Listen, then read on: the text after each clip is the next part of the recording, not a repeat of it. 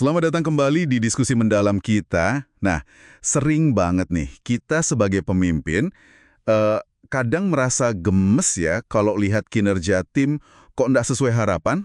Betul sekali. Hari ini kita mau bedah satu pendekatan menarik dari buku The Road Less Stupid, bab 13 persisnya, judulnya Bantu Saya Memahami. Judul yang menarik. Iya kan? Fokusnya itu gimana caranya kita geser nih dari yang tadinya mungkin langsung menyalahkan, jadi mencoba memahami dulu. Tujuannya ya biar Anda punya cara pandang baru gitu buat ngatasin gap ekspektasi di tim. Dan ini penting banget karena seringkali akar masalahnya itu bukan karena karyawannya nggak mau kerja loh, tapi lebih ke ekspektasi yang, ya itu tadi, nggak nyambung. Nggak jelas gitu ya? Atau nggak tersampaikan dengan baik. Kita kan sering asumsi, wah dia pasti ngerti lah maksud saya. Padahal wah itu asumsi bahaya banget dalam manajemen. Berpikir semua orang otaknya sama kayak kita. Oke. Mari kita mulai dari yang umum dulu deh. Reaksi pertama kalau kita kecewa sama hasil kerja tim, biasanya gimana? Naluri pertama ya. Iya, naluri pertama itu kan seringnya kayak jadi sheriff gitu ya. Langsung disipin, tegur, wah bisa sampai surat peringatan. Hahaha, iya. Mode sheriff aktif. Di buku ini ada contohnya. Si Patty itu kasir yang area kerjanya agak berantakan lah. Reaksi pertama atasannya yaitu mikir gimana cara hukum dia. Nah, pendekatan sheriff ini emang kelihatannya tegas ya. Kita kayak pegang kendali gitu. Tapi fokusnya itu keliru. Dia lebih ke fix the blame, cari siapa yang salah. Bukan fix the problem ya. Betul, bukan fix the problem. Akibatnya apa?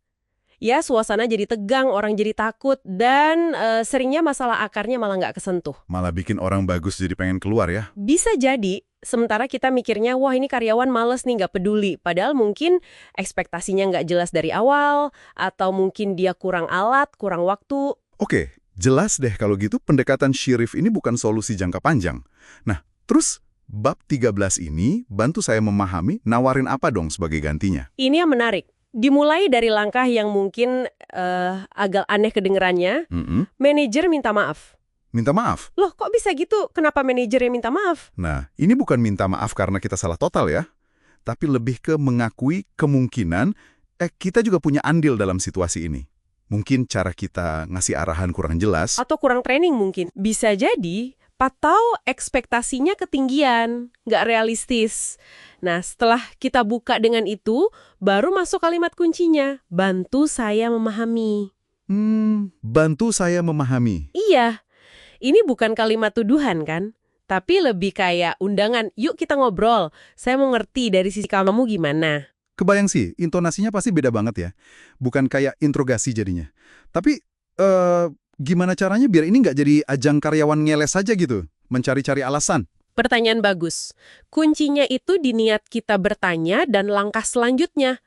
Tujuannya kan benar-benar mau gali. Apa sih yang bikin beda antara harapan sama kenyataan? Ekspektasinya nggak jelas kah? Kurang skill? Kurang pelatihan? Kurang waktu? Atau ya mungkin juga dia memang nggak peduli atau nggak paham kenapa tugas itu penting. Kita coba lihat dari kacamata dia dulu. Tapi ini belum selesai. Oke, jadi setelah kita coba dengar ini perspektif dia, langkah selanjutnya apa? Biar ada solusi gitu. Nah, disinilah kita mulai mengembalikan kepemilikan atau ownership ke karyawan. Sumber kita ini nyaranin untuk ngaitin tugas itu sama pekerjaan secara utuh. Contohnya gimana tuh? Misalnya kita bilang gini, pekerjaan ini sama tugas-tugasnya itu kan sepaket ya. Kalau tugas yang ini nggak bisa jalan secara konsisten, nah keberlangsungan pekerjaan ini gimana ke depannya? Fokusnya juga keyakinan. Keyakinan? Maksudnya? Kita tanya, keyakinan apa sih yang kamu perlu punya atau perlu kita bangun bareng biar bisa sukses ngerjain tugas ini? Wah, dalam juga ya pertanyaannya. Balik ke contoh si Patty tadi, kasir itu. Setelah diajak ngobrol pakai cara bantu saya memahami, dia malah ngusulin solusi sendiri ya. Betul, dia usul bikin checklist kebersihan, terus pasang alarm di HP buat ngingetin.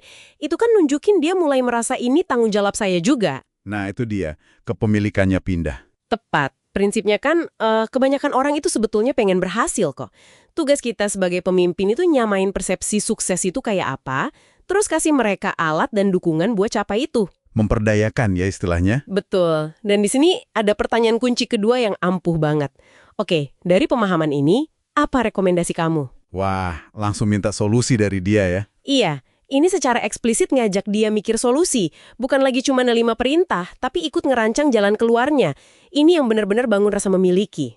Jadi intinya ini kayak transformasi ya, dari gaya pemimpin sheriff yang fokusnya ke salah dan hukum, jadi gaya pelatih. Pelatih yang fokusnya ke memahami dulu, memberdayakan, terus mendorong kepemilikan bareng atas solusi.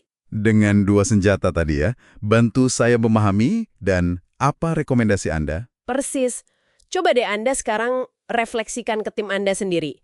Pas lagi kesel gitu, target nggak kecapai, tugas kelewat. Yakin nggak ekspektasinya udah bener-bener 100% jelas buat semua? Jangan-jangan kita nih yang kurang jelas ya? Bisa jadi. Atau udah coba belum gali dulu? Kenapa bisa gitu? Sebelum langsung, bereaksi atau negur. Pendekatan ini tuh bukan cuma biar kelihatan baik aja loh. Tapi beneran bisa efektif ya? Sangat mungkin.